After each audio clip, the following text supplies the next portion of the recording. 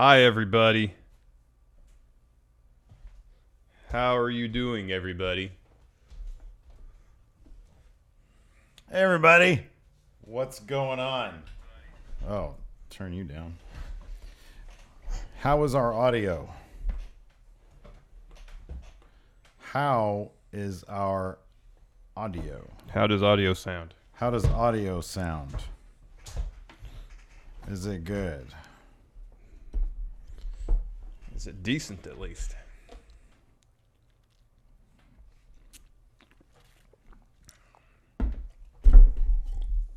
Audio is cracking. Everybody says for... audio is good. No, Drew Ronaldo just says audio is cracking for me, unless he means good. That seems like it'd be good. Look at a little bit green over there. Tighten in, give you a bit more space.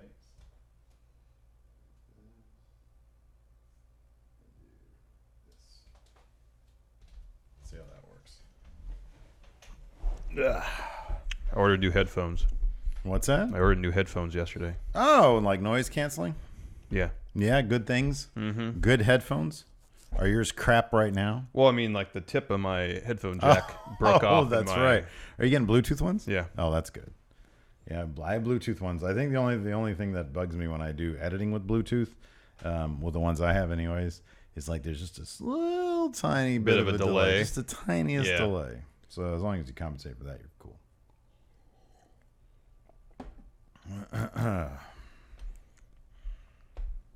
All right. I didn't spend a whole lot on them, though, so we'll see. That's good. I don't have the money to buy $300 Bose headphones. What's wrong with speakers? Somebody's got crap speakers. Audio is solid. Audio is fine. Okay, everybody else seems like audio is okay. All right. Sounds like you have crap speakers, Drew Ronaldo. I still feel like there's more space on my side than yours.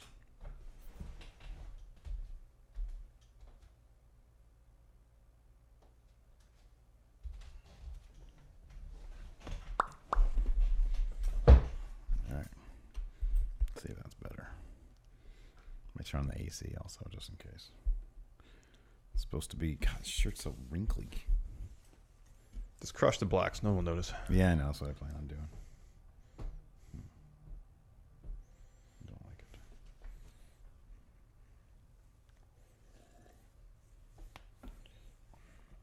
it. It's amazing what, Jagello. Al Jagello. Some putting the video through post will do. Yeah. You up the contrast. Yep. Make your shadows deeper. Yeah. Deep. No wrinkles on your shirt. Exactly. Thank you, Connor Dunmore. I got a new giant mug for my water. Oh, beautiful. I like to hydrate. It's the official Going In Raw branded mug. Ooh, we can get custom magnets. $29 for 50 of them from Sticker Mule. Oh. No, I'm not huge on magnets. You know they're going to end up in one place. Your refrigerator. Fridge. But they come in handy. Well, yeah, but sometimes they're weak. Sometimes I know. That bums me out. I like to test how many pieces of paper I can fit. A magnet can hold. This is how you spend your day? Yeah. Things a lot more trivial than that, too. Like, that's actually high priority in my life. You're all like, magnetism, how does it work? Exactly.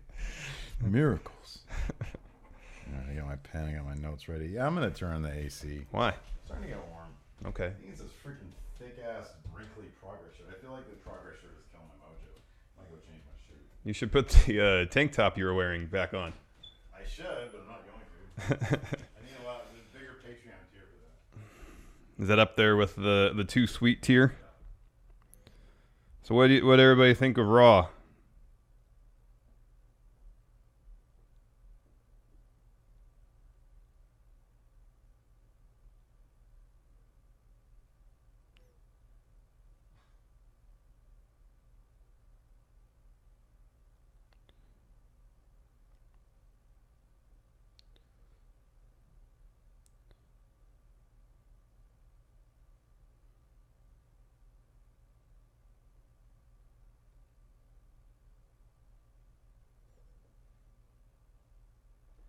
Raw was not good. Yeah, it didn't feel like a go-home show at all.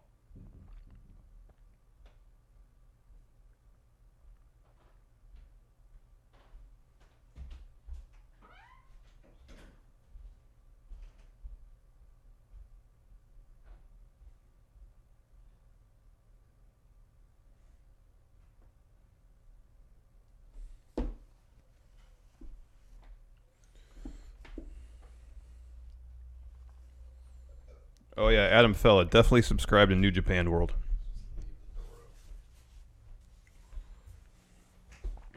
I wish I had the time to watch Best of the Super Juniors. Man, I just don't have the time. it's so hard to find time these days. Especially now that we're adding a pay-per-view every week we have to watch. Then the finals for the Best of Super Juniors is coming up pretty soon. I think this weekend maybe? I don't know. I feel like that thing goes on forever. It's before, the finals are before Dominion because there's a title match at Dominion. Okay. And Dominion's on the 11th, I think, or 9th, something like that. Dominion. All right, we are rolling. All right, we're going to start. Rolling and rolling. All right, here we go. I'm taking you guys off chat. I only have to, actually, because I've got notes here. All right. Hey, friendo, Steve here. And Larson. Something got into my throat a last second. Should have a drink of water I then. did more yard work. Oh, dear. Mm-hmm. You know where that goes. Hey, friendo, Steve here. And Larson. And welcome to Going In Raw, the only pro wrestling podcast you need to be listening to right here at youtube.com/Steve and Larson. Also available wherever fine podcasts are. Be sure to hit that subscribe button. It really helps the show out. Where else are we available, Larson? Patreon. That's right. We're also available at the Patreon at patreon.com/Steve and Larson. If you want to, you'll see. Sorry. Whoa. Sorry. We're going to revamp the Patreon. Yeah, man. 2 June days. 1st. 2 days. June 1st. June 1st, Thursday. There's a brand new $200,000 Patreon tier. Find out what that's all about very soon. Yes. If you've been paying attention, you probably already know what it is. Yes. We're going to be adding some stuff. Yes. It's not like a huge overhaul. Like if you're already patronizing us, I don't know, that's probably not the right term.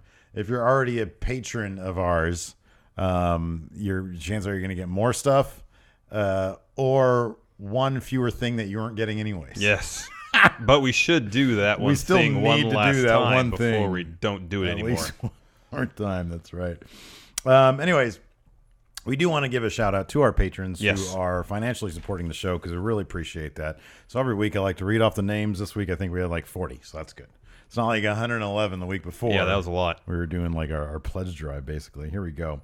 The following are new patrons: Jeremy Neer, Chris Intravaya, Robert the Bob Robinson, Eric Erazo, Moose Bolton, Jesse Starkweather, Nate Cutler, Chris, Richard Santos, Noah Rundle, Headless Chicken, Damian Clark, Cameron Dixon, David Fiandra, The Erect Vincent Kennedy McMahon, Jay-Z Designs, Grace Evan, OK Will, OK Fabe, Stephen Weber, Steve Avenarius. Stephen Weber from Wings? From TV's Wings.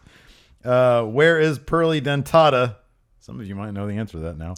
Lee Watton, Kevin Dominguez, Josh Karst, AOT champion, Chris Moon, Thomas Van Giesen, Brian, JS, Zachary Trapp, Sean Hulver, Wayne Lynch, and Cactus Luke all put in money. Thank you very much. Thank you very much, everybody. We really appreciate it. Yes, thank you very much. We're also available on the Pro Wrestling Tees, prowrestlingtees.com/Going In Raw. We have 10 designs. I have the 11th. I just need to do one last thing. Ooh. I'm going to try to do that today. I need your help, though. You're going to perfect it.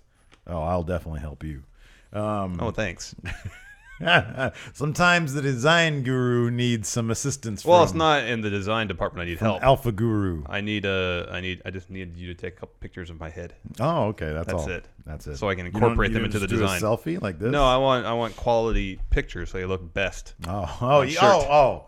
I'm sorry, I didn't realize you're going for best quality. Yes, best quality. Always best quality. Come on. My bad. Why do you think we're revamping the Patreon to give our patrons best value. Oh, but yeah, best value isn't necessarily best quality, but we want best across the board. Yes. That's what you're saying right now. Oh, by the way, shout out to the 64 people watching us right now in the live stream. That's one of the tiers. $5, you get one live stream, maybe more to come. One weekly live stream. Anyways, let's talk about Raw last night. Raw. Oh, okay. Here's the thing, though. If this wasn't a go-home show for a pay-per-view, It wasn't actually that bad. it wasn't great though. As a go-home show, it was not good. If this show were to take place 2 weeks before pay-per-view, Yeah. I'd say, all right, mediocre episode. Yeah. But the fact that this is supposed to be the go-home show for Extreme Rules, You give this bad? not good. I am always so conflicted about Raw. This week, my attitude, my general disposition while watching Raw was kind of neutral. I was kind of in a bad mood yesterday. Oh, really? Yeah, well, we did a lot of yard work, and it was just sort of a pain in the butt, and I was just not in. I was like, Probably tired. yeah, I was just tired. So that's me in a bad mood. Yeah. Like when I'm tired and I can't sleep, that was a bad mood. Yeah. Because I wasn't allowed to sleep yesterday. And so I actually came into Raw like an hour late, and then I watched the stuff that I missed earlier today. So I've got kind of a jumbled perception of Raw. Okay. But like when I'm looking at it, here is my thing. There was only one thing on here that was possibly the worst segment in the last 5 years of Raw. And there's been a lot of bad segments. Yes. This was bad. It was really bad. I'm sorry, this was a fireable offense. I was so anti the Alexa Bliss segment. It was a fireable offense It was awful. to me. It was. I don't know why they ever think that crap is going to work. But let's kick it off at the beginning. We had a new episode of Ms. TV. Yeah, I guess the thing about this show is, for the most part, it didn't really advance any of the stories going into Extreme Rules. Right. I feel like Miz proving to Dean that he can win via Dean getting DQ'd should have been the go home segment for that. But that was last week. They did that last week. They didn't do this week. Instead, he hyped up the IC title match. By the way, if you're a patron, you also got access. We post our notes. I'm going to try to do that like every single live stream we do. I know I've been sort of off and on, but I try. He brought on Cesaro and Sheamus as guests because they kind of have something in common, according to Miz. He says they all get disrespected by the crowd, the WWE universe. Cesaro and Sheamus' thing, of course, their whole motivation for turning heel in the first place was everybody appreciates the new thing or the nostalgic thing, but not the what's happening in the here and now. Yes.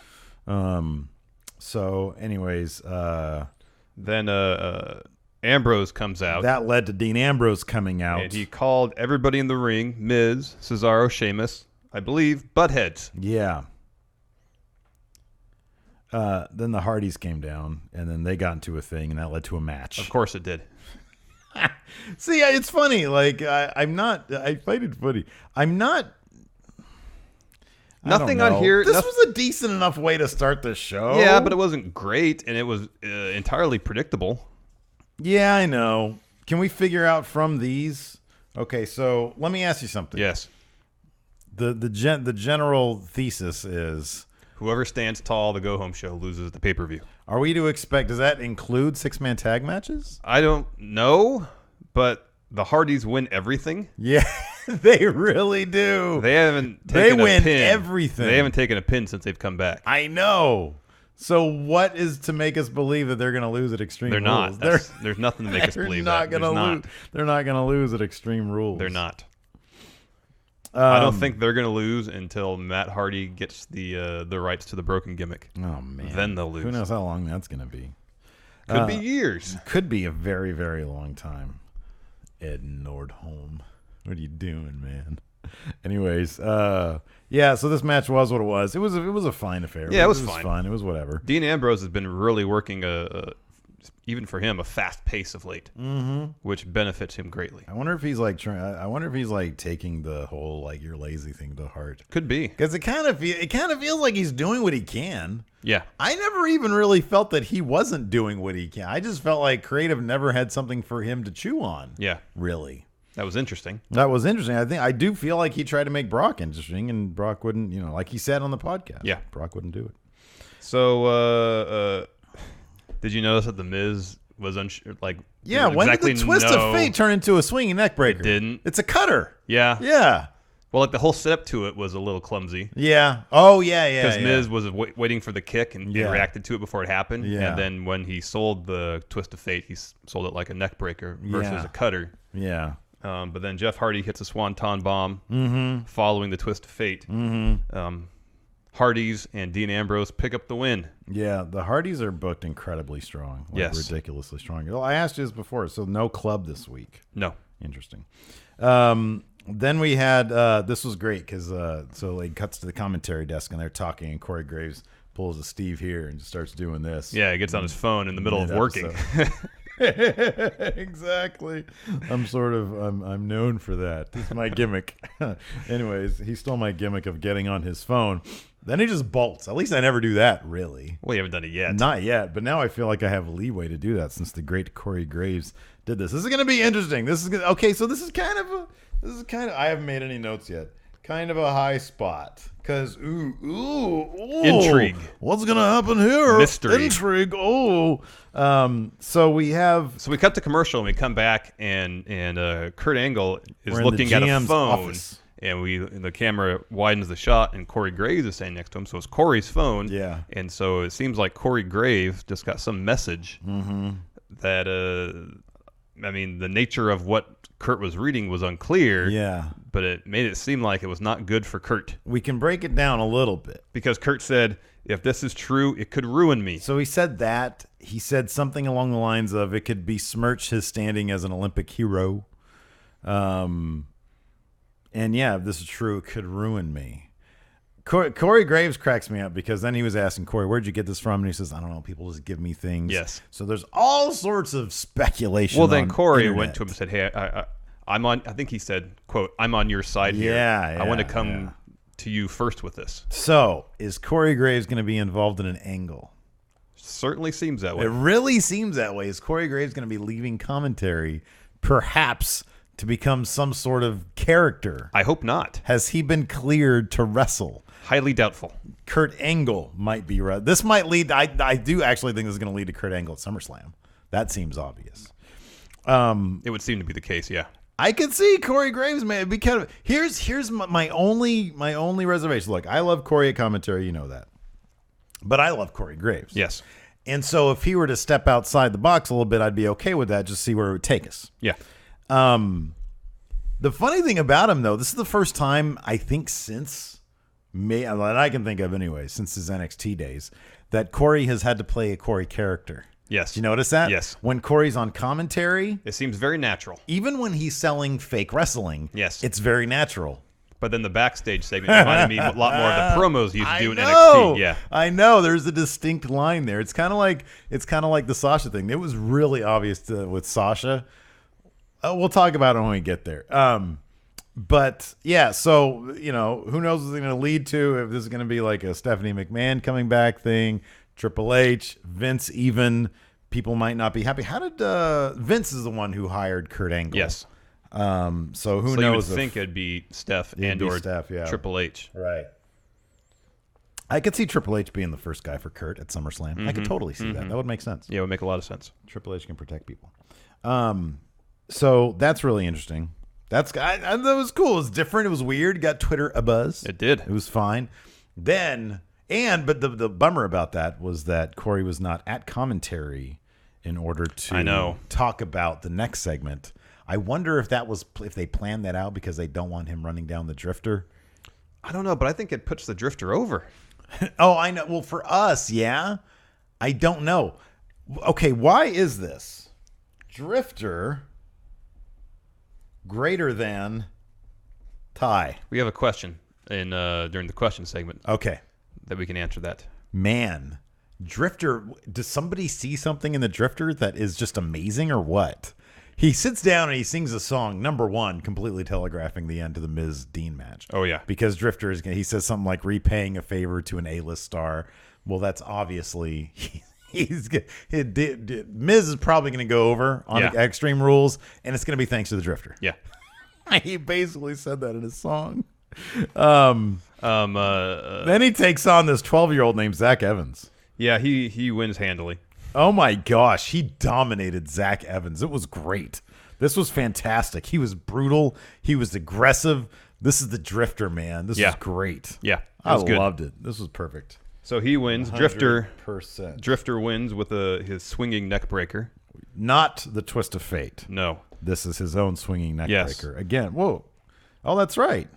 Man, I forgot. Drifter's even better now because he's got a swinging neck breaker for a finish. I just realized. I think that was his finisher. No, I think it was too, but I put two and two together because I've always wanted to see a swinging neck breaker. And then remember, we found the Rude Awakening. Was it the Rude Awakening? Yes. Yeah. That. I love the swinging neck breaker, just not when it's a Twist of Fate. Anyways, then Corey Graves returned a commentary. Yes. And they said, Corey, WTF. And he said, private. Yeah, private concern, private matter. Something like that. Like that. He said, it's private. So then we cut to Samoa Joe backstage. Watching the network. Yeah, he was watching WWE Network, so it's good that he pays his $9.95 a month. Do you think the talent get a free subscription? No. It might be in his contract. Could be. It might be in his contract. That might have been the make or break moment there. It could be. So he's watching the Finn Balor I special. thought he was just watching his I did too. Finn's entrance. Until he mentioned that he was watching the Finn special. I was like, really? I thought you were watching Finn's entrance. That's kind of weird. Like, you'd think that it would show, like, it'd be more obvious that it was like, him in the hospital or I know, rather than just his entrance. Yeah, exactly. So Charlie Caruso comes up and interrupts Joe's viewing session, which is rude. Yeah, of the Finn 24 special. Yeah. And, asks him a question, and Joe says, hey, I know Finn Balor, alluding to their history in NXT. Sure. And says something like, I know Finn's got a lot of heart, but I've hurt him, and I plan on hurting him again. Yeah, absolutely. And then, like, during the middle of his interview. During the middle of a sentence. Yeah. Bray Wyatt cuts in with his thing, and he's, like, chilling in the bowels of the arena again. And he says, I'm the devil you don't know, man. Hey, Joe. He continues to insist that he is the only one on Raw that can beat Brock Lesnar. Which we all know is not true. S. I wrote it out here, but I can't say it on YouTube. Apparently, Bray has not been following Roman Reigns' current booking. Yeah, apparently not. He's like, man, these books Maybe so he'll strong. reevaluate his position after he watches the main event from last night. Assuming he's going to. I just think that Bray doesn't watch the programming. I think it could be. I think he's an Impact guy. He's got one eye at Impact. Really? Yeah, I think so. That's breaking. It's Steve's supposition. My exclusive report here. Bray headed to Impact, so that I can start reviewing Impact. I was on a jog the other day, and I was listening to the Solo Monsters podcast. He was running down Scott Steiner's appearance on Impact. It was great. Oh man. Anyways, after that we had the triple threat match. Yeah, it was a good match. Bray Wyatt versus Samoa Joe versus Finn Balor. It was good. So Samoa Joe went over. Yeah. Stood tall. But we didn't think he was gonna win the Extreme Rules match anyways. No, I think there's a lot of math going on here too. Because didn't we do power rankings last week? We have to reevaluate those. Power rankings of the 5 combatants. Yeah, for Extreme Rules. Right? Yeah. Yeah. Okay, so number 1 is Finn. We're doing power rankings in terms of like who is going to win the Extreme Rules match. Okay, so here's the thing. Samoa Joe stood tall. He's low on the list. Yeah. Joe is at 4. Yeah, that's good. Joe. Roman Reigns won the main event this week and last week. I've put him at number 5. Yeah, probably. Reigns. Because there's no way in hell they're going to do Reigns unless they did Reigns, Brock, and Braun showed up and interrupted that things. or Reigns. But Reigns is not selling the injuries anymore that Oh, Strowman yeah, gave no, them. that's a thing of the past. I know. That's a very long time If they ago. continue that, then they could have had a match between them, Brock and Reigns, and have Brock just destroy Reigns, and then he has to spend the next 10 months, whatever. Yeah. You know. Maybe Bray should be number 5. Bray is on any power rankings list. He's at the bottom at any time, even when he was world champ. He's at the bottom. Bray can't be number 3. Yeah, Reigns at 3, Seth at at 2, and Finn at 1. I really think Seth is the guy who should win that match. Not going to happen though. No, it's I going know. to be Finn, because Finn. Look at the math. Finn lost. Well, so does Seth. Yeah. Actually, Seth is the one that got pinned. Well, that's a good point. But Finn also has from last week the Heyman I know rub. So that's going to happen. That could just be foreshadowing for something in the future. But it'll probably be foreshadowing to July. It could be a swerve, but come on. Seth and Joe, they're still going to do stuff. Oh, I know. Okay. So, this triple threat was decent. It was pretty good. Did they carry out? Is there one in between? No, there's only Great Balls of Fire and then SummerSlam. Is that right? Okay. Let's see here. When is Samoa Joe and Seth going to have their blow-off? Probably in July. Yeah, probably. I would think so. And then they're going to have a month to build a SummerSlam. Well, 6 weeks to build a SummerSlam. All right. Let's see here. Bray Wyatt. Okay, so we had that. Yeah, Finn hit Bray with the coup de grace. And then Joe throws Finn into the ring post. Pins Bray for the win. Yes. And the camera gets on close-up on Samoa Joe. I love Samoa Joe. He's so great. Oh, he's awesome. His promos are fantastic. Fantastic. I wrote this down. The $10 patron is going to get these notes. Then we had a Seth Rollins interview where he said, I own Roman Reigns, be it in the past when we were with the Shield or fighting each other. We went to war with each other, but I own him.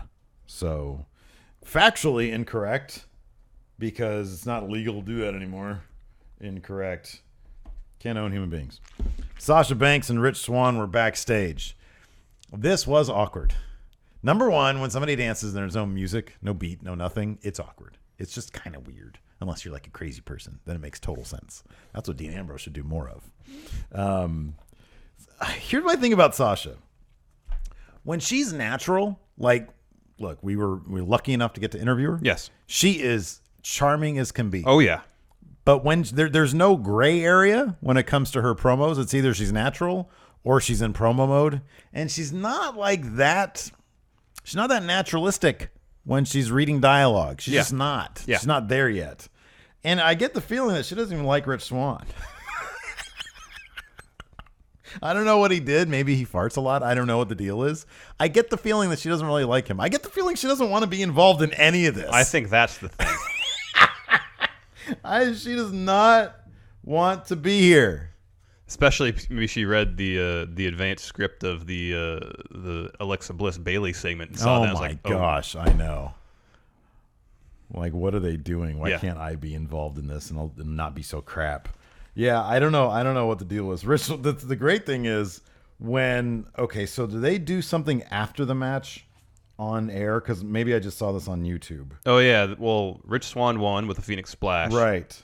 In a decent match, they actually I felt like Noam Dar wrestle more his style. Yeah. More like manipulating limbs and doing that kind of stuff. Yeah, more so than usual. Yeah, it was good. And then after Rich Swann won, Sasha got in the ring and they danced. Okay, I'm not talking about that. That's fine. See, they were dancing because Rich Swann's music was playing. It's a very catchy theme. You can dance that. That's fine. That was very charming. No, on the Raw Fallout YouTube thing that they do, the videos. She announced that she was going to be on 205 Live. Yeah. Well, they announced that during the show. Okay. Well, they were backstage also. They did a thing where it was news to Rich Swann. I don't know if this was a shoot or not, but he went, really? Because they didn't crack the top 20 like last week on this. So I'm thinking that he's like, oh, man, we might hit number 15. Yeah. With Sasha there. Yeah. He looked legitimately surprised and happy. Oh, man, great. People might actually pay attention now. God, what a shit show that is. All right. It's a bummer because it's such a good show. No, I love the show. It's a great show. But literally, I saw the tweet that Tony Nese showed, and there was like a still shot of Akira Tozawa midair about to crash down on the table. Yeah. And some jackoff is sitting here on his phone doing this. Like front row. Dude, he was front row. He was right. He was literally the closest person to the spot. And he's doing this. My goodness gracious. Bummer. Yeah, big bummer. So, good match between Noam Dar, Rich Swann. Swann won with a Phoenix Splash. After that, we got a revival interview. Top guys. Okay, let me ask you something, man. This has to be... I love Scott Dawson. Oh, he's great. Called Enzo the tilapia of the WWE. Call him a bottom feeder. Yeah. And says he doesn't waste his time. They don't waste their time beating up. Okay, I'll be honest with you. Bottom feeders. Because of this week, That's the guy who did it. You think it's Cass? It's totally Cass. Come on. They're not. I mean, I know they are that obvious, but they can't be that obvious. You'd like to hope not. I will almost guarantee you it's not It's not Top Guys. It's Cass. I'm just happy that Top Guys are back on TV. Oh, me too. I'm I a think huge it's Top fantastic. Guys fan. Look, we love Top Guys. We do love Top Guys. They're fantastic. Whenever they come on TV, I say yeah. Cass is overcompensating. A lot. Just like That's why I'm Corey thinking. Graves mentioned something, just like in passing. Yeah. And the next segment, Cass is out to confront him. Yeah. Man. So Cass is trying to obstruct the investigation by attacking people who are pointing at him. Well, if it is Cass, and he's only attacked Enzo. It's a very popular thing to do these days. They did confront Corey. Yeah. So I think it was Cass. What do you think? I mean, last week I said the revival. Yeah. But it made sense last week. Yeah, it seems a little too on the nose. Too much. They're doing too much. And this is WWE, man. They have to dumb everything down. I know. So, and usually they go with the most obvious course. Yeah, that's true. I mean, maybe they're going to do maybe they're going to do a double swerve where they're going to make us think that it could be Cass by being too obvious with the revival. We'll find but then out. It's actually the revival. We'll find out if what about this? Say it is Cass, and next week, not only does Enzo get beat up, so does Cass. Yeah, but wouldn't that just be Cass, like Fight Clubbing himself? Yeah. Yeah. Okay. But that way he can make it seem like it's plausible deniability. It's not Cass that's attacking Enzo because Cass got beat up too. Cass just got beat up, but Cass isn't beating up Cass. I was going to add one more point to this, and I forgot what it was. I don't know, but man, that'd be great if it was Cass. Oh yeah, what's up with their concussion protocols? Again, Enzo laid out for probably minutes. It was unclear though if he was actually knocked out though. Oh right, because when we saw him, he had already come to. Yeah, but he had come to. It looked like he was coming to. I don't know. Yeah, I don't know, man. Anyways, let's see here. Then we had. This was maybe segment of the night. The entire thing with Kalisto versus Titus O'Neil. Titus first delivered a promo. He ended up getting the win with the roll up. He grabbed on the tights, yeah. And Apollo kind of called him out on it. Oh yeah, saying Apollo was celebrating or Titus was celebrating his win. Apollo said, "Well, you got your tights in." Apollo seems like he's legitimately having fun here. He looks like he's very tickled.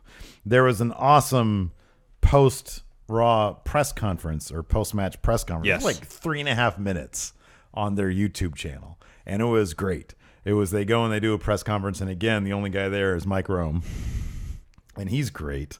And so he asks about, he says, Titus, would you say that your methods of winning were questionable? And Titus saying, question? What question? What, you don't ask me a question? What size my feet are? I'll tell you. And then the great thing about it, though, is by the end, so they do that where Mike Rome kind of questions him on rolling against the tights. But then he starts talking about he hears that Titus brand is going to be debuting a new very expensive shoe. And so Titus starts talking about Lonzo Ball and his dad. Was it LeVar Ball? Yeah. Yeah. And they start talking about that. And Apollo starts getting in on the action. He starts saying, how much is their shoe? $500, $495? Ours is $650. And then he's like, yeah, we also have flip-flops. Yeah, those, how much are theirs? $200? Ours are $375. And Titus says $300 for the kids. And he says, oh, that's right, for the small size. So it was good. Like he's getting on board with it. It's actually a lot of fun. That's awesome. So it's good stuff. Next up, you're fired. This was terrible. This was not good. Why would they ever think that this is going to work? Why would they ever think that this right here is going to work? Because it will never work. The crowd is sitting there wanting to be entertained. And I am legitimately impressed. Like, it wasn't a great crowd in the first place, but I am legitimately impressed that crowd did not say, didn't start chanting, "This is boring." I would have started laying in immediately. Like, at that point, I paid money for a ticket, and this is crap you're giving me. Yeah. This was terrible. It was. This Is Your Life with Bailey. She had like a table out with a bunch of Bailey's like childhood memorabilia stuff. Yeah, there was some trophies and some dolls and a yearbook and a bunch of pictures. 4th grade teacher named Mrs. Flapper, childhood best friend, and then her ex-boyfriend, and so she interviewed each one. And something about like her dad. Her dad was around. would come to class with her in 4th grade. In the 4th grade. And then would come on dates with her ex-boyfriend. Because we would book her at one point looks like he broke character, said this is hard to watch. And I agreed with that. Brian Zane actually had a really decent tweet about this. He said the only way this could have been salvaged is if Bailey gave a belly to belly to each one of these people. That I actually would have marked out for. Yes. See that old lady, 4th grade teacher, take a belly to belly. That had actually been good. So I appreciate that. They're doing a really horrible job of booking Bailey. This is awful. This is awful. This is legitimately like the same notes every time with Bailey is, oh, she's immature or she's too naive or whatever. I mean, it's one like in NXT they made her very relatable. And as you just put it, I think on Maine they're trying to do that. Yeah, I guess. Yeah, but they're doing a really bad job of it. It's a terrible job. It's absolutely awful. It's so bad. This was like literally it was this, and then some people are bringing up, well, was this worse than the old day segment? I think it was at least up there. At least with the old day, it was kind of like, I mean, like it was bad. It was awful. But with the old day, at least it was like, wait, what are they doing? Oh, that's bad. This was just like sitting here. It was as if nothing was happening in the ring. It was so boring. I know. It was like just 10 minutes of boring. Oh, it was so bad. So Bailey comes down to the ring. Her and Alexa Bliss fight a little bit. Yeah. Bailey climbs up the turnbuckles, tries to get the kendo stick because the kendo stick was there. Not on a a pole. coal miner's glove. Bliss knocks her off, goes under the table. Yeah. Where she put a kendo stick. You're right. And then hit Bailey with it. Yeah.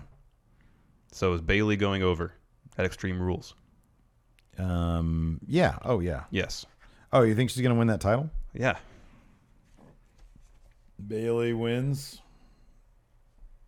How do you spell Bailey? Bailey wins. Question mark. I don't know. I got to think about that one. Wait, who was left standing tall? Alexa? Yeah. Alexa was. Bailey goes over? Yeah. Yeah, probably. That'd be odd though. Yeah, I feel like they might want to put that belt back on Bailey. Alexa's good. I mean, this crap isn't going to help her. No. This kind of crap. That's one of those things where somebody gets punished for. If that's true, and I got to think about it. If that's true, number one, I think this might be the kind of thing where Vince is going to make up his mind a couple different times. I think the betting odds are going to change a couple times. Well, let me ask you this: of the 6 matches announced so far for Extreme Rules, how many finishes have they decided on? You know they haven't decided who's winning the main event yet. You don't think they've decided on that? Really? No. Wow. Interesting. I think it's down between 2, maybe 3 people. Who? Finn, Seth, and maybe Bray. Yeah. Maybe Bray. Yeah. Maybe you're right about that. I think they've. So I think and I've read this too, that at some point between now and and the Rumble, all 5 of those wrestlers are going to face Brock. I think they've decided, but I don't think they're against changing that. Nothing is ever solid. Yeah. Nothing is solid until. But do you really think that the show ends pretty much? Do you really think that they're still I'll say it this way, actively tentative? They're still like, well, we're still going to figure this out. That's what I think they've penciled in someone to win. Yeah. Okay. But pencil can be easily erased. Yeah, pen can be scratched out. Yeah. But so pen is, hey, we're going forward with this. But then everybody realizes, well, we can always scratch that out because of Vince. Yeah. Yeah, okay. Yeah, Vince has a plan, and then it's like, okay, no, for we the have to day. change for the day. Yeah, exactly. All right. So we mentioned Enzo got attacked again. Right. For the 2nd week in a row. Yeah. And then after that, Austin Aries and Jack Gallagher against TJP and Neville. I felt like we've seen this match at least 3 times. Okay, number 1, we've seen this match at least 3 times. Number 2, how long did TJP have? Was it Gallagher, I think, in a headlock on the ground? It felt like forever. Yeah. I could be. It felt like a long time. It wasn't the best match these 4 wrestlers have ever put on. No, it wasn't. Man. And it did nothing to advance the story except, I guess, showing that Austin Aries can make Neville tap out with the last chancery. I don't think they're going to give Austin Aries that belt, man. You don't think so? No. I think they love Neville because he is doing so good right now. Maybe they'll give Aries the belt simply to prevent maybe like some perceived momentum from being halted. But man, but who's next in line then if Aries isn't going to get the belt? No, I don't know. Gallagher. Who won't get the belt either. Man, nobody's made a good case. Nobody's I mean, made if a Aries good case. can't get it, then yeah, nobody's made a good case. Nobody's made a good case. All right. Unless Tozawa is going to get pushed to that Oh God, that'd be the main great. event scene of 205 Live. That'd be fantastic. That'd be amazing. That'd be fantastic. Talk about deserving that. Could you imagine Neville versus Tozawa? That'd be great. Program with those guys. Boy, that'd be something else. Let's see here. Can Austin Aries and Brian Kendrick, they switch up? Yeah, maybe. And then TJP can figure something out. I don't know. Next up, hold on, let me interrupt your thought. I guess that's one reason that Neville could hold on to the belt is because TJP is kind of staying tight with Neville primarily because he thinks there's a title shot in it for him somewhere down the line. Right. So I guess that's one reason to keep the belt on Neville if they like how that story's progressing. Such an odd dynamic, though, is because like you'd need TJP to sort of turn face, I guess. Yeah. He's going to face Neville. He was just faced like 3 weeks ago. Yeah, I don't know. Yeah, I don't know. I like the fact that I don't know, though. It's some good intrigue. There's a lot of moving pieces here that I like. Yes. You know what I mean? It's just, this match was crap. Roman Reigns gave an interview. I don't remember anything about this. Yeah, still my yard, pretty much. Oh, my God. Okay. Neville. Oh, man, I missed a Neville interview? No, really? you did. Charlie came up to him and asked him about the match, and he just stormed off. Oh, perfect. So there really was an interview. Good job, Steve. Efficiency in my time. Goldust gave one of his vintage Goldust promos where he started talking about, he would quote movies. I think he quoted Psycho. Was it Psycho this week? week? At the very beginning. Was it Psycho? Yeah. Man, I thought it was something else. I thought it was a different. Okay. Pretty sure it was Psycho. That was another Hitchcock movie. It wasn't The Birds? No. What's your favorite Hitchcock movie? Either Rear Window or Vertigo. I'm not like really well versed in my Hitchcock. Not as well as I should be. You should watch Vertigo. I think I have. Which one was that? Jimmy Stewart. Kim Novak. What was it about? He becomes obsessed with a woman, and then that woman dies. Yeah. And then he thinks he sees her elsewhere, and the Man, obsession kind of comes back. I used to have that on videotape. Oh, really? 20 years ago.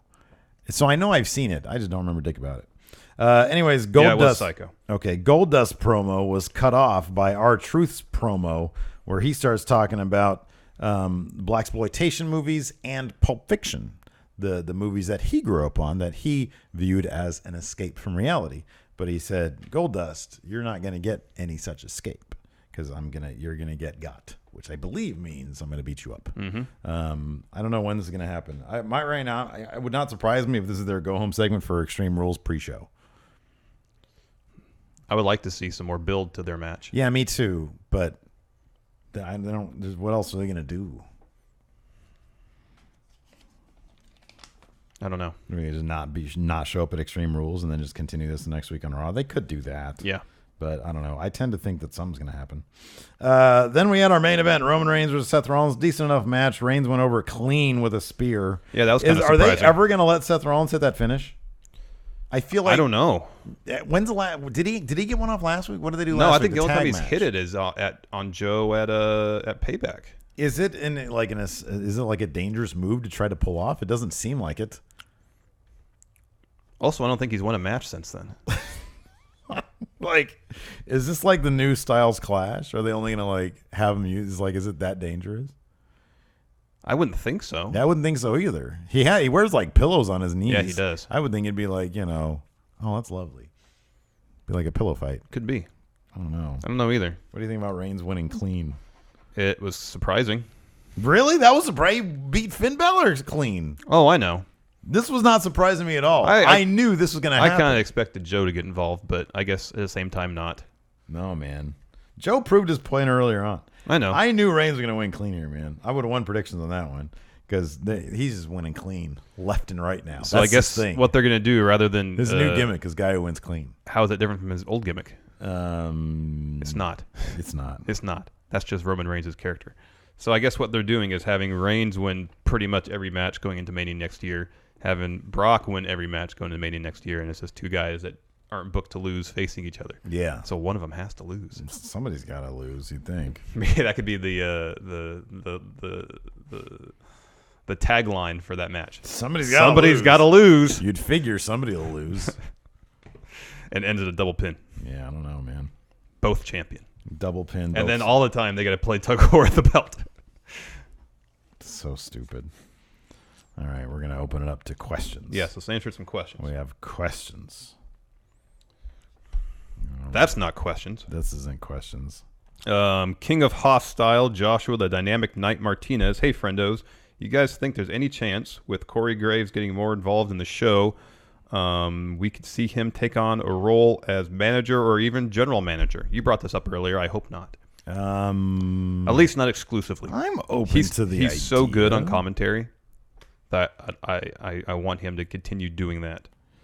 Yeah, it would be temporary. He'd go back to the commentary table. Yes, my answer is yeah, because it's something different, something new. I'm not saying he can't do both. Yeah. Oh no, I see. Okay, that's my thing, dude. You don't want too much? One or the other. I do not want another Michael Cole situation. Do not want. Well,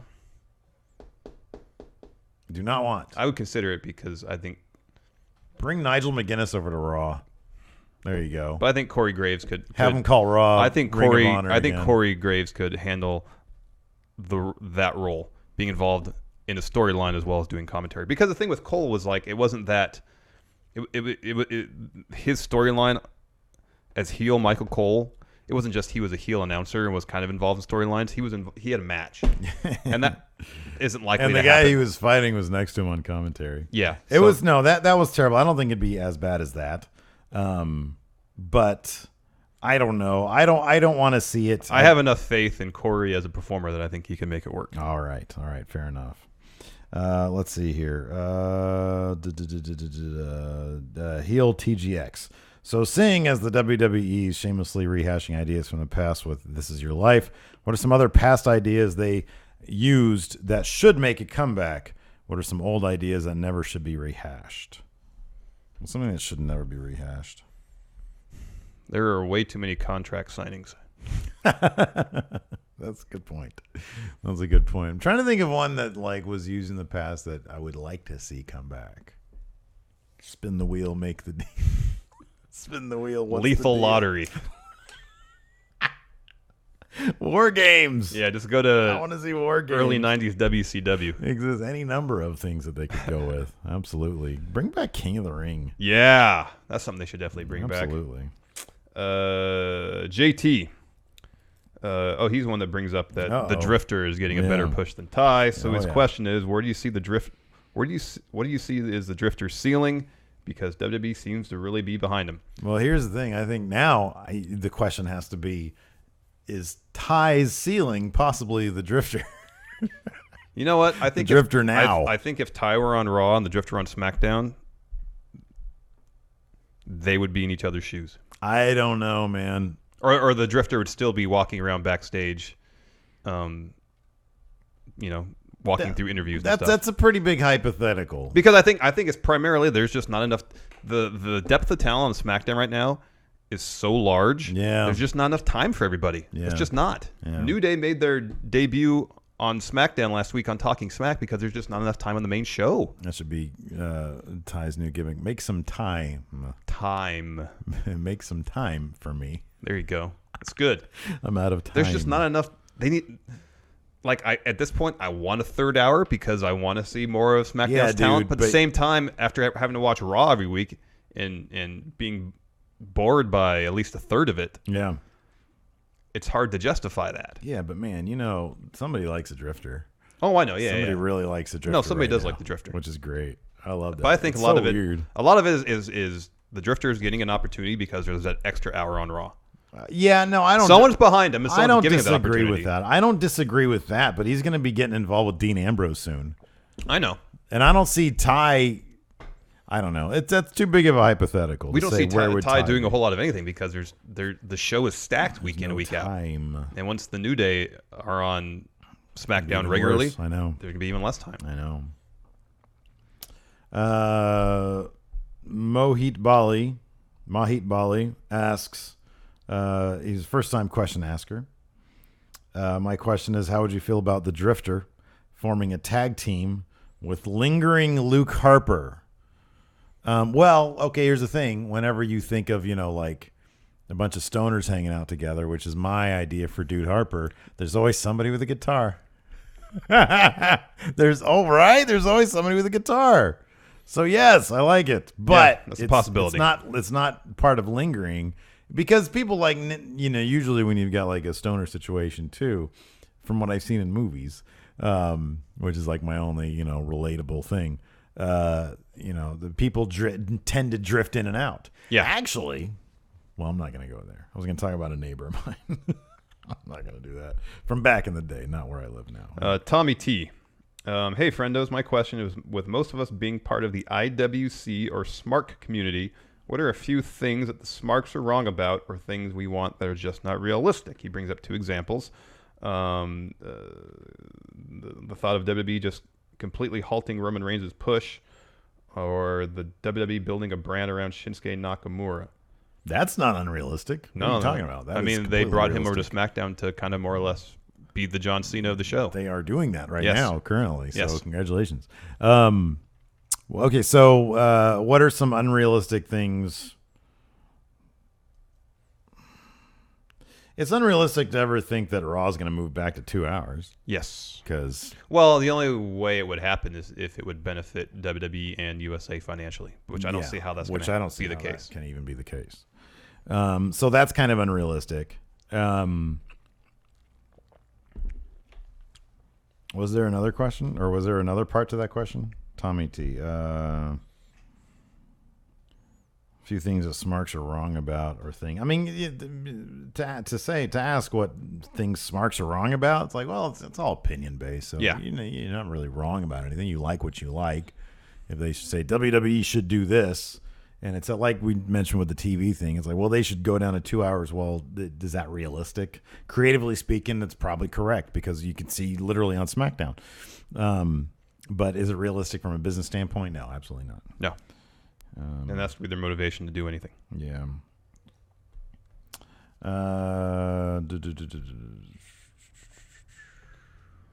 Empire Filth Ambassador Jason the Cabbie.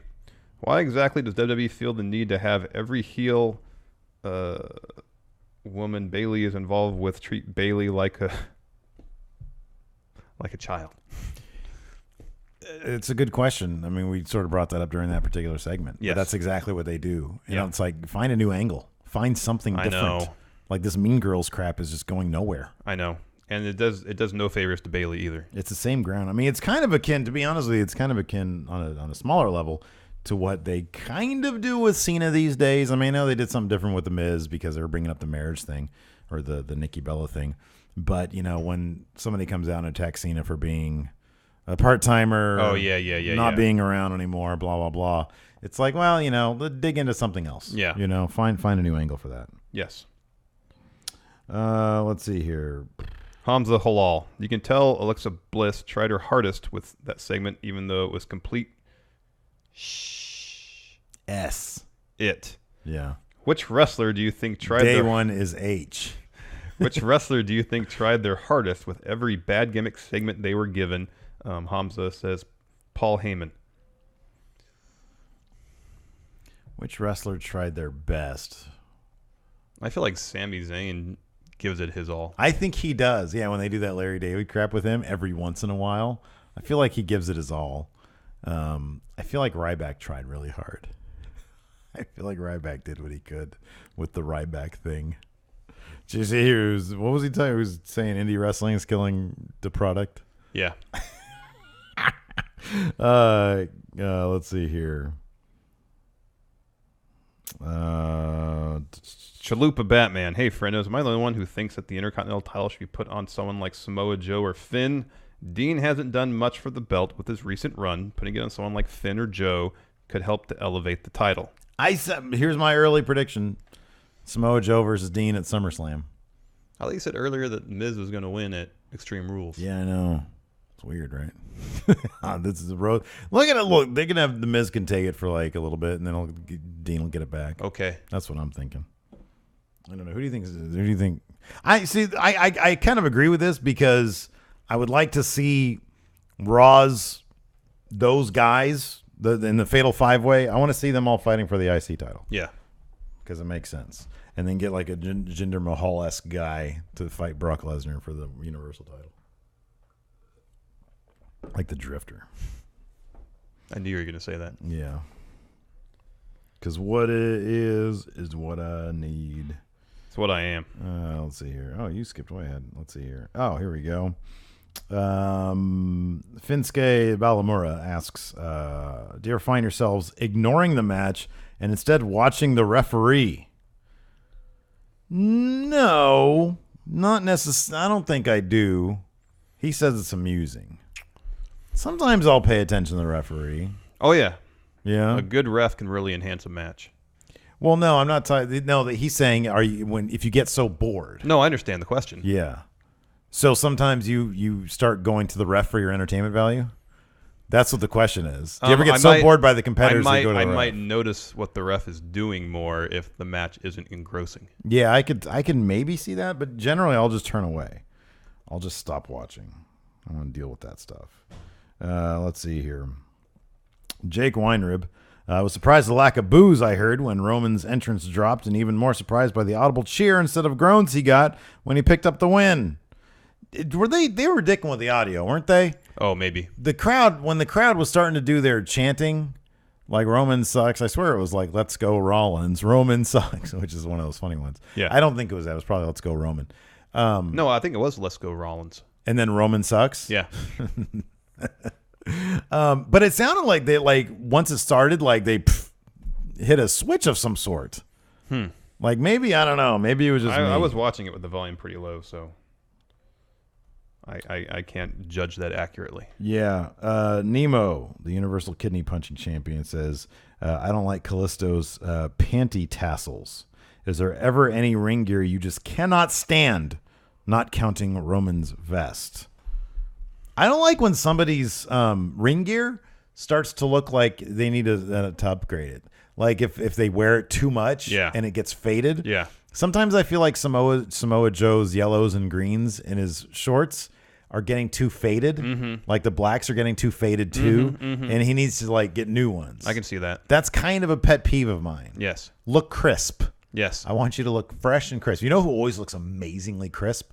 Akira Tozawa. Yes. His gear always looks so crisp. It looks like plastic shelling. So does Austin Aries. Yeah, his looks crisp. Yeah. Yeah, I like when I think Jericho let his fade on purpose. Oh, yeah, it starts to sag and get old looking. I think he does that for comedic effect. Or maybe he just doesn't care. Mr. Miller, longtime YouTube fan, first-time subscriber. Max Miller from Cordova. Mr. Miller. I want to start by thanking Steve here and Larson for getting me back into wrestling and really bringing all of us great content. Thank you very much. Thank you. So he asked, Bret Hart never wanted to lie to his fans, so he wouldn't say he was going to win if he wasn't. Could this strategy work for Bray? Have him be either quieter or more mysterious unless he knew he was going to win? Thanks, friendos. That's like the most Bret Hart thing ever. You should always say you're going to win. Right? Right? You should always say you're going to win. Or at least say that you feel like you're going to win. Right. Say that you're going to do your damnedest to win. I kind of feel like it's going to telegraph the finish of the match where at no point does he seem confident in his ability to win. I know. Anyways, what's the you could phrase it so it's not a prediction, it's confidence. He asked, could this strategy work for Bray? No, because he would never say he would win. He was going to win because he never wins.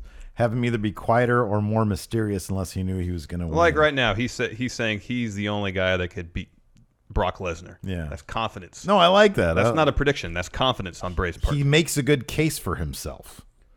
Well, verbally, if you look at his win-loss record. I'm saying completely verbally. Yeah. Kurt Angle should say, geez, man, Bray, your win-loss record, it's not that great. I know. So you shouldn't be in the 305 wins. Oh, man, I got some incriminating evidence on you there, Kurt Angle, man. Sweet Shin Music. Doom, doom, doom, doom, doom, doom. Hey, Stephen Larson. I've been a patron for a few months, but this will be my first question. Nice. So with Roman beating Finn and Seth each over the last few weeks, do you think that the WWE has just embraced that Roman will be hated by the smarks and diehard fans, or do you think that they are still just shoving him so deep down our throats? Do we even want him to be saved at this point? Thanks a bunch, guys. Do you think During his promo, especially during the match, Roman was acting just a tad bit more heelish. I got couple that, moments where he like shoved Seth in his face. Yeah, he was all talking to him and stuff. Yeah, I kind of got that too. Just a little bit. And then I got sidetracked by him doing the clothesline to the head when Seth was up against the ring post, and it's ugly. It's so ugly. Yeah, but before that, he shoved him in the face. Yeah, no, I saw that. That was good. I don't know, man. I don't think they know what. No, I think it's the same thing. I think this is what I've been saying for ages now. They just want Roman to be over, but they don't know how to do it. They don't have a solid direction for him at all. No. I tend to think that so Dave Meltzer tweeted out something along the lines of, as long as the business remains the same, they find the reaction he gets to be amusing. Yeah. That wouldn't surprise me if that were the case. Yeah. He keeps on winning clean. Maybe they think we're gonna get numb to it. I have no idea. I don't know. Well, I guess if their attitude is, the fans who boo him now are gonna get numb to it all, then you risk no reaction. Yeah, I know. I have no idea. I mean, I would think that we've said this before. I would think that they would base this stuff largely on metrics, on sales figures, which seems to be the case. If they drawing think he's power, selling tons of merch and drawing his shows, then I mean, I guess it makes sense why they continue to push him. Might be a good problem to have, a guy who gets such a heated, passionate reaction regardless of where you stand on him. Mm-hmm. We see lots of people wearing Roman merch at the shows, and I've always asked, like, why? Who are these people? What is the appeal there? I don't understand the appeal. A lot of, people tell us that they like him, though. Yeah. Thomas Jacob Van Giesen. Great name. Hey, friendos, new patron, first-time asker, and a fan since the early days of 10 for the Win. Thank you very much. Nice. With your recent reviews of early 2000s WCW and the Invasion pay-per-view, you two have voiced your opinions of Lance Storm and how great he is. Oh, he's great. He's fantastic. This September, I'll be starting at his wrestling school. So my question to you, friendos, is, as wrestling fans, what do you most want to see from a new up-and-coming wrestling star?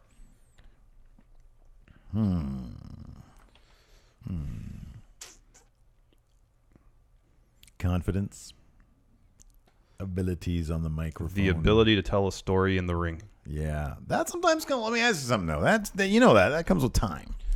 It does, but then I remember the Ricochet Leo Rush match at the PWG show he went to. Yeah. Leo Rush is 23 years old. He's a baby, and he and Ricochet told a great story in the ring. That's true. That is true. Something tells me Leo Rush is like a very rare talent, though. That kid is amazing. He's really good. I don't know. I'll put it this way. That might be an unrealistic expectation. But I think your point is absolutely sound. That to us is the most important aspect of a wrestler, is the ability to tell an effective story in the ring. And so if you can demonstrate that you're at least trying to do that, then you're on the right path. Yes. Let's see. There's another first-time question asker here. James Goodfellow.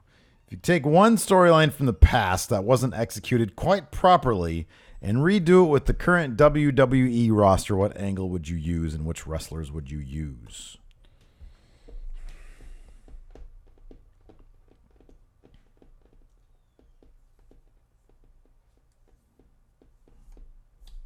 I don't know if it's necessarily a storyline from the past. I just wish they would take more time with stories. Think of Hogan Macho Man. Yeah. That played out over a year, 2 years. Yeah. Well, here's the thing that I liked about Hogan Macho Man. Not necessarily that it took that length of time, although I agree with you on that. I think it'd be great if they did do that more often. And I kind of feel like they're in some ways doing that a bit with Sami Zayn and Kevin Owens. Like, they have them interact from time to time, and they always pick up where they left off. And it's not like literally a storyline happening. Yeah. But I like that the Macho Man Hogan thing seemingly had, it did. It had a beginning, middle, and end. Yes. And they were all very distinct acts. Yes. And that is what is sort of the key thing. I mean, it was a much shorter duration, but I feel like Kendrick Tozawa, they had a beginning, middle, and end. Yeah, no, I like that a lot. That's why it was a really good feud. Really good feud, I know. They need more of that kind of stuff. And I thought we were going to get that from Aries and Neville, but it feels like at this point they don't know what to do next to add to the feud. You know what? I will almost guarantee you, they underestimated how good Neville was. Could be. I guarantee he is so much money, dude. Could be. He is so much money, and keeping the belt on him, I think, makes all the sense in the world. Let me ask you this: Yes. Cast Hogan, Macho Man, Elizabeth, Mega Powers with people today.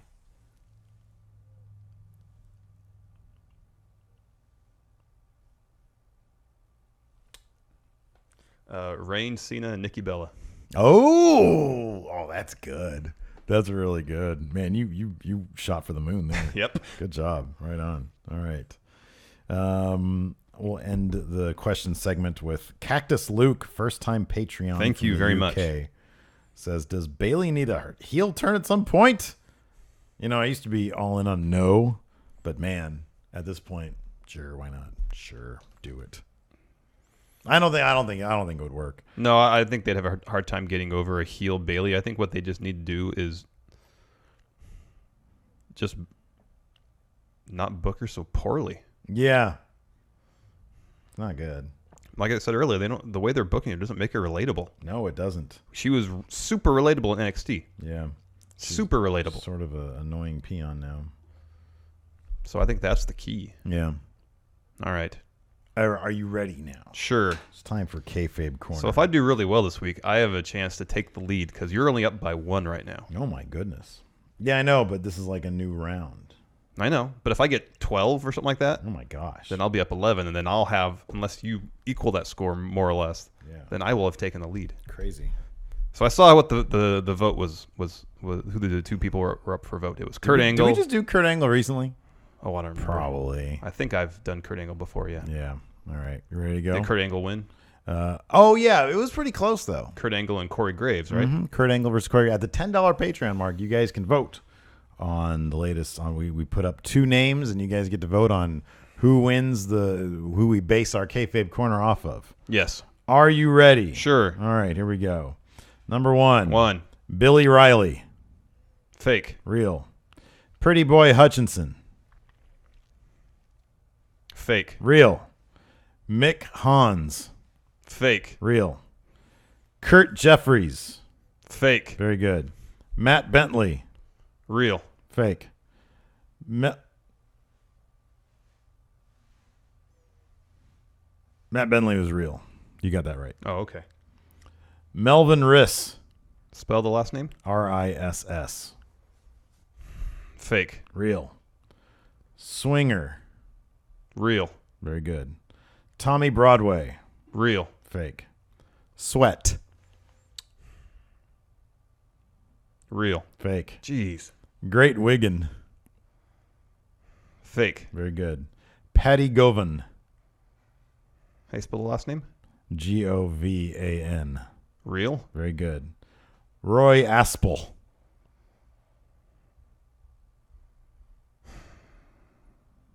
What number is this? Last. Roy Aspel. Fake. Very good. 6. Wait a second. That last one might have been real. Hold on. No, it's fake. Okay, fake. 6. Okay, 6. So much for you getting 12. All right. Time for 2 trivia questions. Let's see. You might get one of these. Okay. Number 1. 1. What was the first event Kurt Angle wrestled at as a pro wrestler? As a pro wrestler? As a pro wrestler. Oh, what was that promotion called he started out at? So no, he debuted. No, that wasn't his debut. Sorry. It's the name of a show? It was an event of some sort. I guess you can call it. I guess it was the name of a show as well.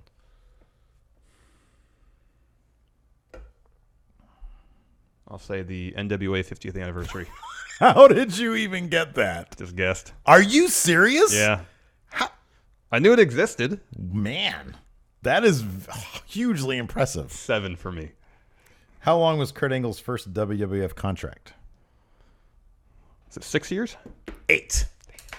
You were close. How did you get NWA 50th anniversary? Because I think when I did Kurt Angle, I went through his pro fight DB thing, and that just stuck out. All right, that makes sense. So I got 7. I'm up 6. Yeah, that's the problem with doing like the same guy, but whatever, I don't care.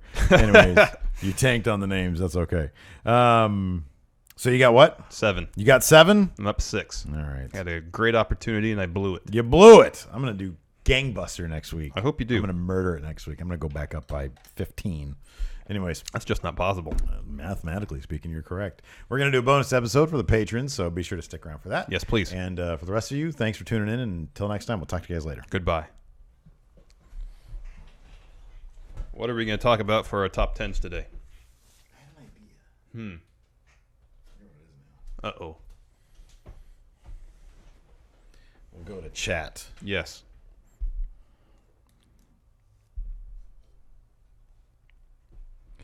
All right, chat. It's on you. Connor Dunmore says 10 match types for Broken Matt. Historic Jared, 10 This Is Your Life segments you would actually want to see. Oh, okay. I like that one. Top 10 non-wrestling segments in Raw history. No, let's do hello, Nicole. Good to see you. Hi. Let's do top 10 wrestlers we would want This Is Your Life segments for. Okay. Okay. Here we go. Hey, friendo, Steve here. And Larson. Yeah, welcome to Going in Raw bonus edition for Patreons out there. Hope you're enjoying the show. I don't know why I do the hey thing anymore because I'm not cutting these individually. I'm just putting the time codes on the live stream thing. But anyways, thanks for patronizing us. Yes. Anyways, we've got 54 people watching right now. We're going to do top 10 This Is Your Life segments you want to see. Yes. For various wrestlers. We've seen good, like when it was what was the one they did for that Foley did for Rock's birthday. Was that officially This Is Your Life, or was it just the birthday celebration? I think that was a This Is Your Life. So I think thought he too. said Rock, This Is Your Life. Yeah. That was a good one. That was a great one. And then the one on Raw last night was a not good one. Was a very bad one. They've probably done other ones before. Though. Yeah, I think so. All right, let's go ahead and do this. Number 10. Number 10, Frank Gotch.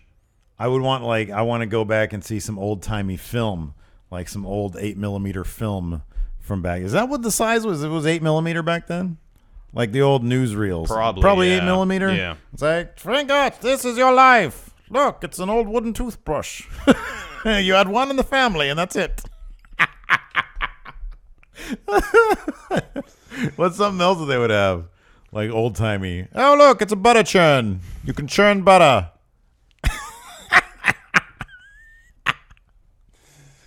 Number 9. Hey, look, it's typhoid fever.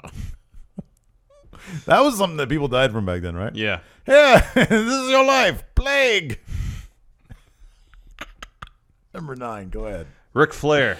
Oh, my gosh, yeah. Like, how many women could you fit in that ring? They're all, like, in their 60s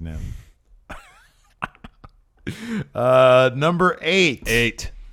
Gold Dust, but kayfabe. Like, in character.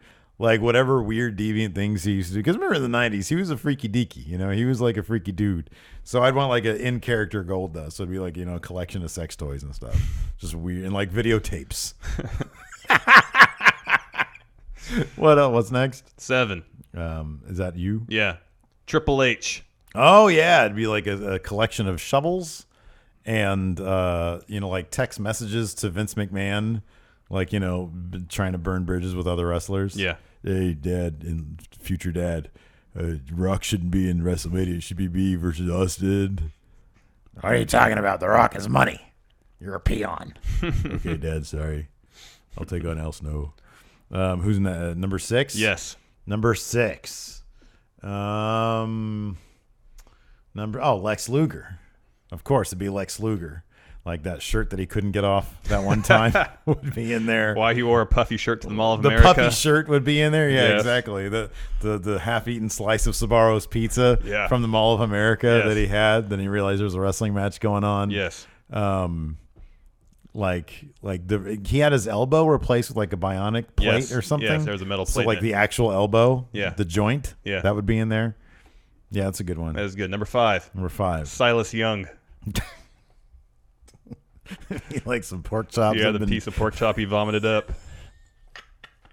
It'd be like a wrestling manual, but like half the pages are out of it. I guess that's what he learned from. What's next? 4. Number 4. Crap, I had a good one. Number 4. 4. The Drifter, but again in character. Yeah, that's good. So it'd be like a lot of Subway tokens, and then like a bunch of cups with like change in it. Yes. And then like, you know, I don't know, like a knife or something. Like I feel like if you're a drifter on the streets, you need a knife to like defend yourself from like, you know, all the crazy stuff that happens in the street. Maybe. You gotta stab some people if you're a drifter, I would think. I don't know. I've never been a drifter. Me neither. Who's next? Number 3? Number 3, you're up. Joey Ryan. Oh, that'd be good, but again in character, all a bunch of like sex toys and stuff. That's a good one. Number 2. 2. I would want it to be Shibata. Because like, you know, he has to retire now, and it'd be like a bunch of X-rays of skulls that like, you know, hey, this is you now, man. This is what you did. Congratulations on headbutting people. Next. Number 1, CM Punk. Oh, yeah, there you go. Again, a manual on MMA with a bunch of pages ripped out. Yes. AJ Lee's book. Yeah. AJ Lee, she would come out. Some straight edge bands would play. Yes. Like Minor Threat would play. Well, they're not a band anymore. Is Fugazi, are they considered a straight edge band? I don't know if they are per se, but I think they're still around. Okay, I think they're still around too. Yeah. Is anything Ian McKay does is just straight edge? I don't know. You ever watch American Hardcore? Not yet. I have your copy of it at home. You have my copy of that? Yeah. Oh, it's so good. I know. I need to watch it. You should check it out. I don't really know if need to this is watch it. I don't know if this is in there, but there was a great Ian McKay interview where somebody like on the street, some fan on the street gave him crap for drinking iced tea. Oh, I've heard about that. Yeah. And he said, and I just said, fuck you, man. Caffeine's a drug. No, it's not. Anyways, we're going to go to the chat to answer some questions now. Question so time. Load them up. I had another answer for that, and I forgot what it was. For number 1? Yeah. Oh, just any of them. Oh, okay.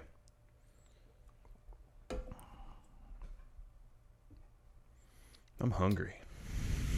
I'm hungry. Vern, I'm hungry. Vern Gagne, that's a good answer right there. Questions. Shibata's glass of goo used to be your frontal lobe. Historic Jared, do you guys post Going In Raw recap live notification on Twitter, or am I missing something? Oh, I haven't done that in a little while. Oops. So I should probably start doing that again. Oh, wait, I did that last week. I just missed this week, I think. I realized that like we were already into it. Okay, there's a good question. Alex C. Both answer at the same time without discussing after a count of 3. Are you the Fandango or the Breeze of Going In Raw? Are you ready? We answer for ourselves. Okay. No, answer for the other. Okay. Hold on, let me think about it. Okay, I'm ready. Okay. Ready? Yeah. 3, 2, 1, Fandango. Yeah, you're Breeze. Yeah. Yeah. That was weird. Got that right. No, for some reason that totally makes sense. Yes. Their day one was more H than ours. Oh, that was so good.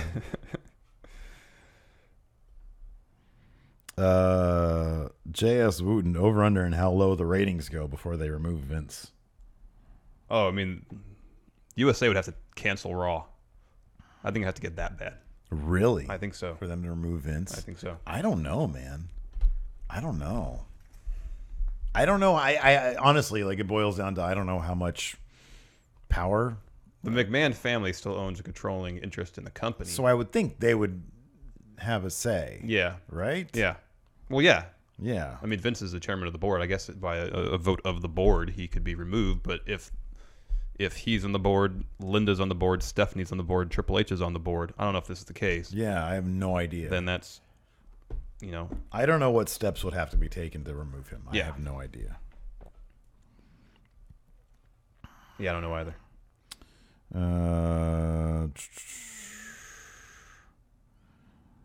Drew Ronaldo, go ahead and ask the question if you have a question. It's hard to get to all these questions. So if we don't answer it, don't get offended. Like yeah, we try. They move fast. The questions move fast. Exactly. Pre-cum, yay or nay? We seem to be getting that. Well, it's yay. I feel like I've made my stance perfectly clear. Well, there might be new people here. Well, you asked me this question point blank 2 weeks ago, and I answered it then. Oh, okay. All right. Fair enough. First pay-per-view from Al Jagello. First pay-per-view you attended. I think it was WrestleMania 2000. Shit. I know. We talked about this before. We went to a Nitro, and then I know I went to a Raw out here. First pay-per-view I went to? I think it was WrestleMania 2000 for me. But we went to an ECW show, We went to an ECW show in LA. I think that was afterwards. And that was a pay-per-view. Well, I didn't go to WrestleMania 2000. No, you didn't. So it would have been that for me if that's the case. I want to know what that was. It was a very long time ago. It was. Yeah. How long before the Drew Ronaldo? I hope this is your question because I'm going to answer it. How long before the Bollywood Boys win the tag team titles due to the India market? I don't think they're going to win the tag team titles due to the India market. However, it wouldn't surprise me if once this Ginger stuff was sort of settled down, that they would go back into being a tag team as the Singh brothers and be in contention for the tag titles. Yeah. They are kind of small, though, so I don't really know that I don't know if that's really a likely scenario. I don't know. But I would think that would be their path. The ECW pay-per-view we went to was July 16th, 2000. So just a few months after WrestleMania 2000. Connor O'Farrell has a question here. Which one of you is Lance Catamaran and which one is Chet Cheddarfield? That's obvious, right? I'm Lance. Yeah. Yeah. Oh, man.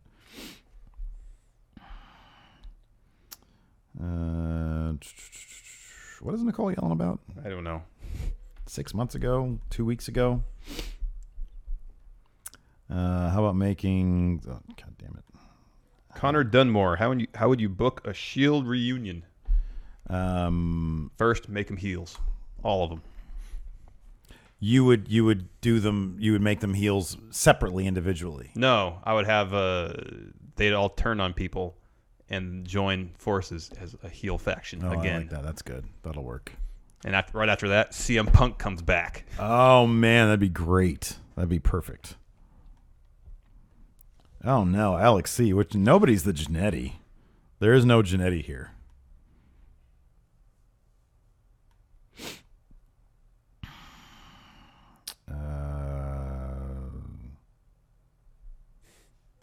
Are Genetti-less tag teams more common than Genetti tag teams? You know what I'm saying? Yeah, I don't know. Usos are completely the exact same person.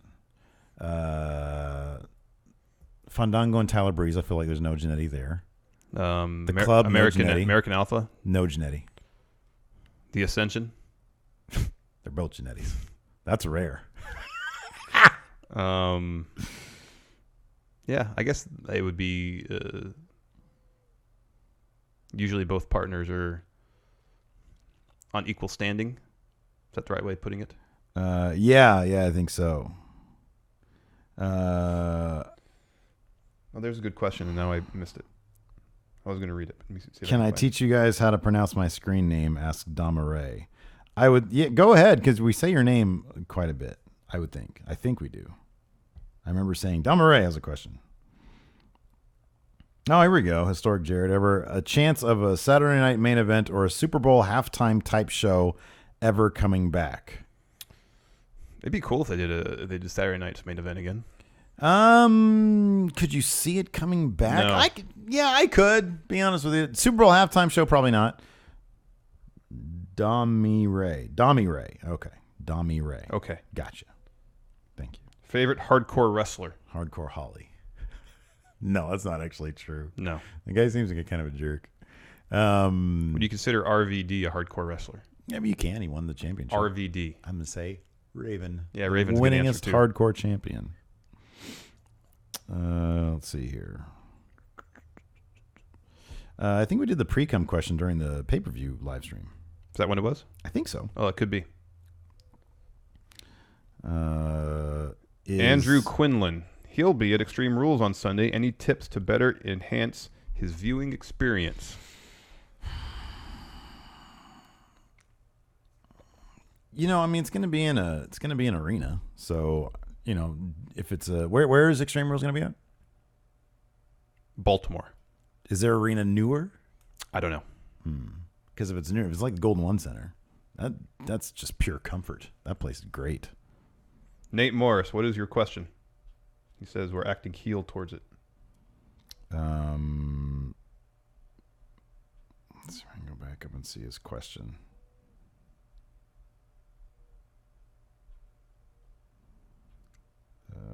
I don't see his question. I don't see your question, man. Oh, wait. If you could have a table for 3 with Vince McMahon, who would his guests be? He said he would vote Bischoff and Heyman. That's a good question. That would be good. Ted Turner. Oh, that's good. Ted Turner, Vince McMahon. I mean, Paul Heyman would be kind of the obvious answer. Because, you have all 3 of those things. Ted Turner's good, though.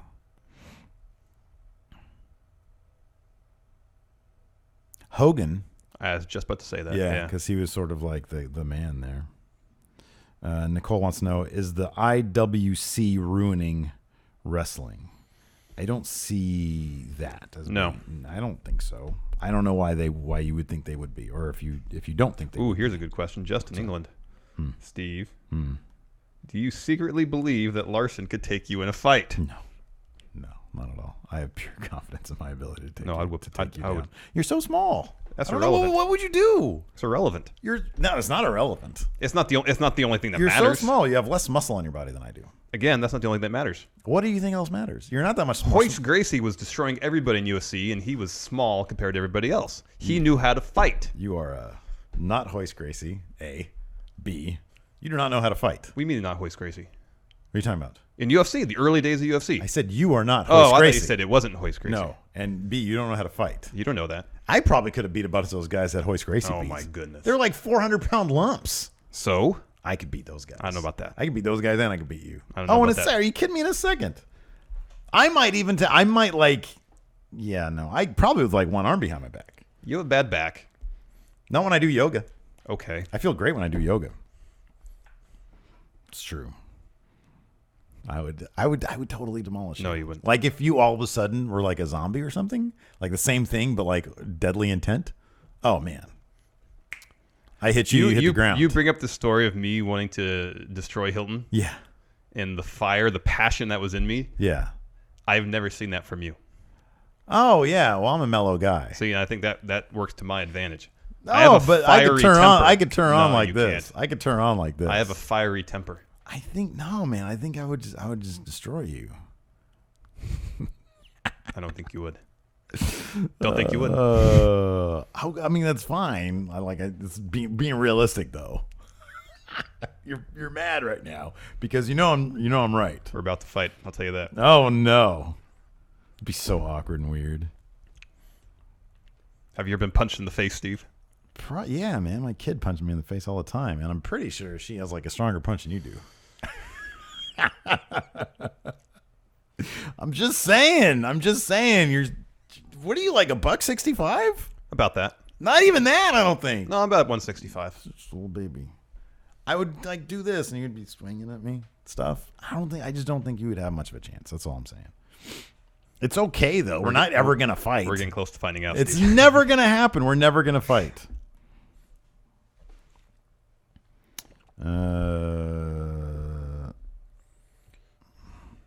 Is it just me, or do you guys too? Do you prefer when the travel outside the main arena, backstage, or outside to fight in a match, street match, but not in a street? WTF? Historic Jared has been drinking. I don't know what any of that means.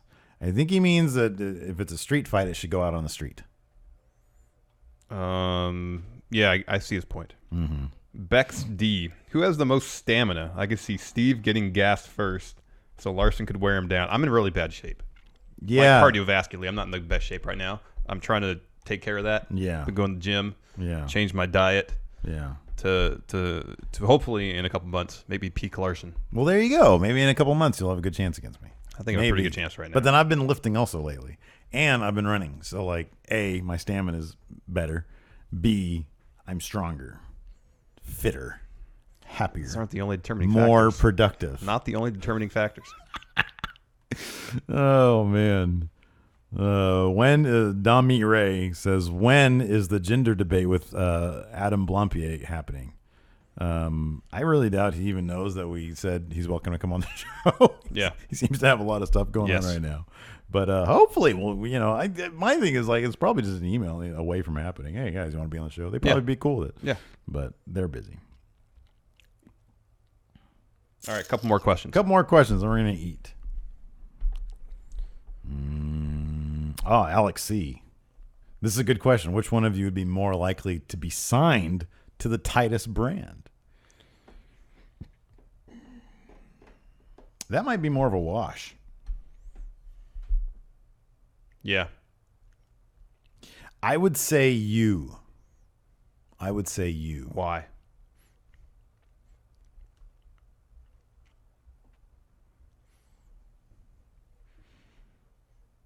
I'll tell you off camera.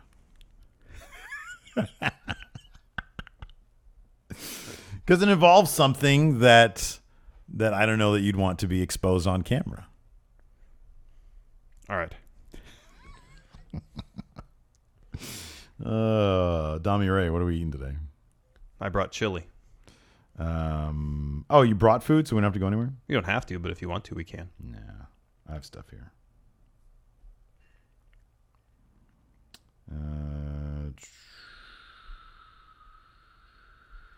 Here we go. This is a good one. Connor O'Farrell says, if you guys can get any WWE superstar as a full-time member of the podcast, who would you get and why? Wait, say again?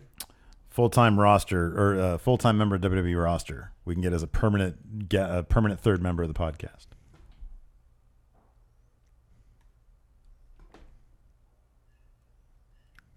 I'm going to say Titus O'Neil. That'd be good. That'd be fun.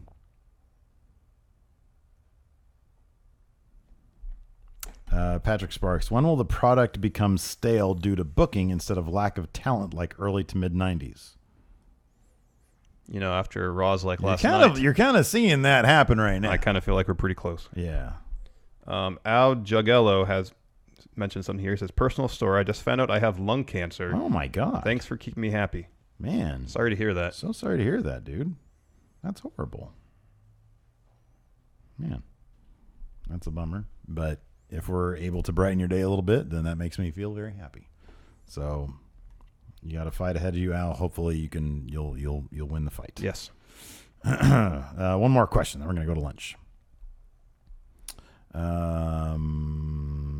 Leyland Thompson. If you could choose a third wrestling YouTuber to join you guys to feud with the New Day, who would you choose? To feud with the New Day. A wrestling YouTuber. Grim? There you go. That would be it. Forgot about Grim. That's good. It would definitely be Grim. Kyle Young, Sunday show name. Going in Raw remembers. No. Not going to happen. We're just going to keep... I'm just going to laughingly call it Going in Raw View every See, I think week. that's good. Yeah, I know. Me too. Nicole has her caps lock on, I feel. I think she's just trying to get our attention. She says maybe the internet wrestling community is too critical of wrestling now. I don't know that necessarily affects wrestling though. No, I don't know that it necessarily affects. It might affect like your mindset going into wrestling if you are looking to more if you're turning to the IWC. Yes. Like too often. Yes. Perhaps maybe. Nicole, turn your caps lock off. So yeah, those are all the questions.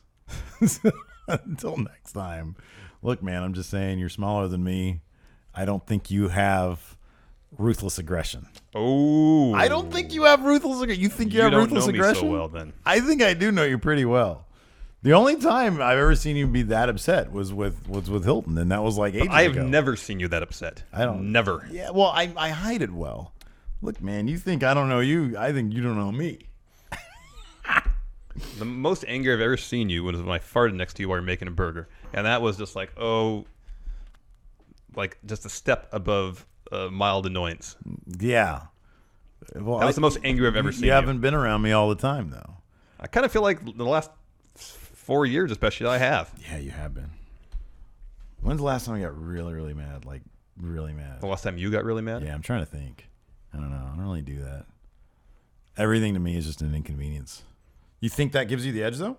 Well, I mean, there's one advantage I have over you. Yeah, fire. Is blind fury. All right. You know what? That's cool, man. Maybe I'll say you win. All right. On that, well, thanks for hanging out. We'll talk to you guys later. Pulling out Raw. That's actually a good one. Bye, everybody.